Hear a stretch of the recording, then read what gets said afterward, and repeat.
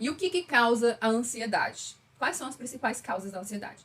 A causa da ansiedade nada mais é do que uma reação normal do nosso corpo, né? Diante daquilo que pode acontecer mais lá na frente.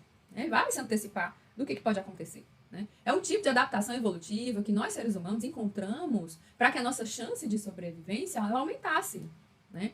E, assim, de certa forma, um pouco de ansiedade é até bom pra gente, como eu já falei um pouco mais em cima, né? Mas um pouquinho antes, tá? Eu vou explicar um pouco melhor. Então, assim, por exemplo, a ansiedade de ir mal na prova do concurso, ela pode te levar a estudar e se preparar muito melhor pro dia da prova, tá? Outro exemplo, pensar no que pode ser necessário, um piquenique que você vai fazer no parque, né? Você fica ali pensando o que eu tenho que fazer, o que vai levar, o que pode acontecer. Isso pode te ajudar a se planejar melhor e aproveitar mais esse momento, entende? Só que tem um limite para essa ansiedade do bem. Tudo tem um limite. Inclusive, muitas vezes é uma linha tênue entre transtorno de ansiedade e a ansiedade comum. E um sinal de alerta que a gente deve ter, um sinal de alerta que a gente deve ter é quando um pequeno evento do dia a dia, ou seja, um pequeno probleminha, ele causa uma ansiedade assim muito fora do controle. Sabe que você explode assim, fugiu do seu controle, você já, entende? E quando isso acontecer, né, observe, pois pode ser um indicativo de um transtorno, tá?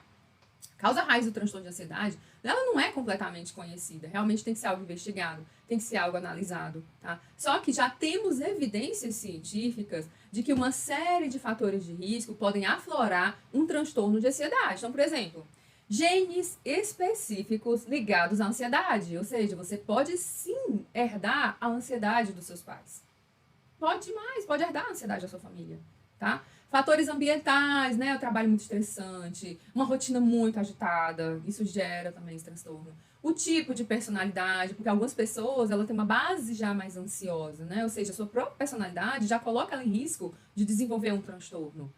O sexo e gênero, ou seja, nós mulheres, a gente sofre, nós mulheres, nós temos 2 vezes mais chance de desenvolver um transtorno de ansiedade, porque vamos ser sinceros, a gente sabe. A nossa sociedade, a gente... Só da gente sair na rua, a gente já fica temerosa de alguém mexer com a gente, de acontecer alguma coisa com a gente. Infelizmente, né, a gente tá aí passa por essas situações bem delicadas, nós mulheres, né?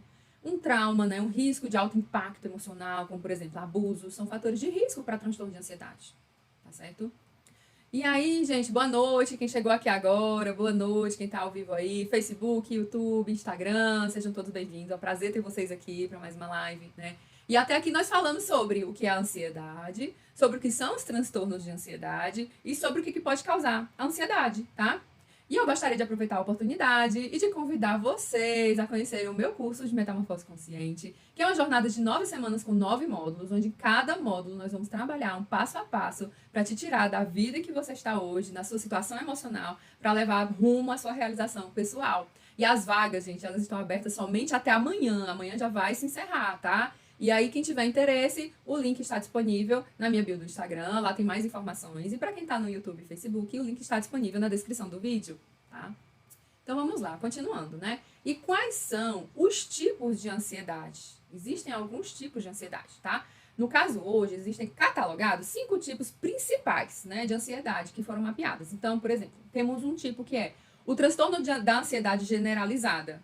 É tipo, eles chamam de TAG, né? TAG. Então é tipo assim, ela é uma combinação de preocupação excessiva com o estresse constante, né? Ou seja, a ansiedade, ela começa a interferir na rotina. A pessoa fica tão preocupada, tão, sabe, mentalmente cansada, sabe? Sabe aquela pessoa que tá ali com um pensamento tão acelerado que ela dorme, acorda e parece que não dormiu, parece que não descansou, tá? Provavelmente ela pode estar sofrendo desse transtorno, certo?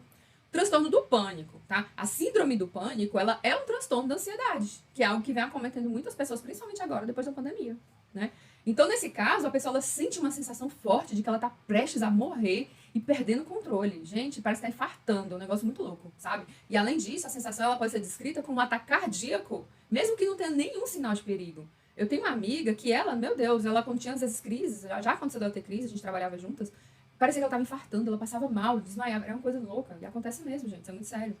Fobia social, né? A fobia social, a ansiedade social, ela é um dos tipos mais comuns e acontece sempre quando a gente está em público, ainda mais hoje em dia, né? Que você já... Se bem que agora melhorou mais, né, gente? Depois que a gente tomou mais a vacina, já ficou um pouco mais tranquilo, mas tem gente que ainda sofre disso, tem medo de chegar perto das pessoas.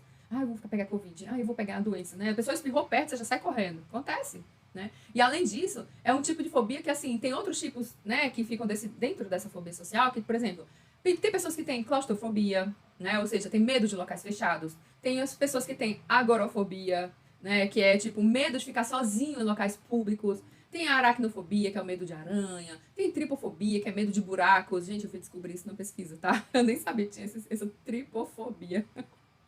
E a gente pesquisa, a gente vai descobrindo, né? Então, assim, esses transtornos, eles fazem parte desse transtorno de ansiedade, da fobia social, né? Só que esses são referentes a objetos, situações e pessoas, tá certo?